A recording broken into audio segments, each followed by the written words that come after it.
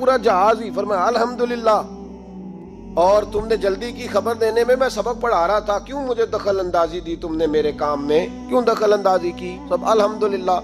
تھوڑی دیر کے بعد اس نے پھر کان میں کہا حضور وہ غلط خبر تھی، جہاز بچ گیا۔ فرمانے لگے الحمدللہ۔ پھر شاگردوں سے کہنے لگے میرا چہرہ دیکھ رہے تھے پہلی خبر کے بعد بھی، اس خبر کے بعد بھی؟ کہا حضور دیکھ رہے تھے۔ فرمایا کوئی تبدیلی تو نہیں آئی؟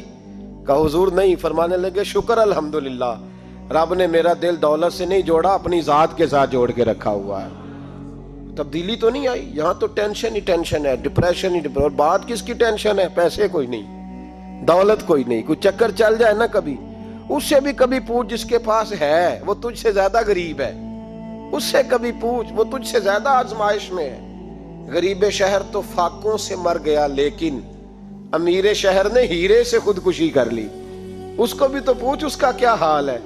دانش منداں دا کم نہیں، دل دنیا نہ لانا، اس ووٹی کئی خامد کیتے تے جو کیتا سو کھانا۔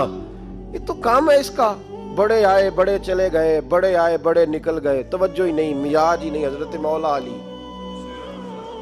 شیر خدا، علی المرتضی، امام الاولیاء، صاحب صدق و صفا، داماد مصطفیٰ صلی اللہ علیہ وسلم، اسد اللہ، حضرت علی شیر خدا رضی اللہ تعالیٰ عنہ کوفے کے چوک میں کھڑے تھے تو کہہ رہے تھے یار میری نا طامت پرانی ہو گئی ہے، یہ میں نے زرہ بیچنی ہے، کوئی بندہ مجھ سے خرید لو تاکہ میں نئی طامت لے لوں۔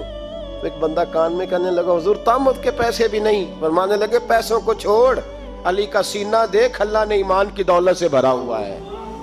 پیسے اہمیت نہیں رکھتے، ان کی وہ اہمیت نہیں جو دنیا نے بنا لی ہے۔ فرمایا ضرورت نہیں تھی، اب ذرا احساس ہوا ہے کہ زیادہ ہی پھٹ گیا ہے، پردہ نہیں صحیح طرح پورا کرتا، تو میں نے کہا چلو زرہ بیچ کے نیا لے لے۔ ضرورت نہیں، مزاج نہیں، طبیعت نہیں، انہوں نے ماحول نہیں بنایا۔ ہمارے تو حد ہو گئی، اتنا بری حالت ہے کہ ناقابل برداشت۔ حضرت عمر فاروق رضی اللہ تعالیٰ عنہ صحابہ نے مسجد نبوی میں بیٹھ کے میٹنگ کی۔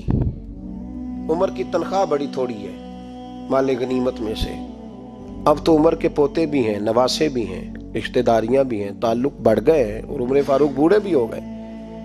میٹنگ ہوئی مسجد میں، اس طرح کریں کہ عمر کا کچھ تھوڑا سا نا مشاعرہ، کچھ تنخواہ، کچھ خدمت، کچھ وظیفہ بڑھا دیں۔ بات طے ہو گئی، جب مکمل ہو گئی تو کہنے لگے یہ بتاؤ شیر سے بات کس نے کرنی ہے؟ ادھر جائے گا کون؟ پہلے اس کا نام تو بتاؤ، وہاں جائے گا کون؟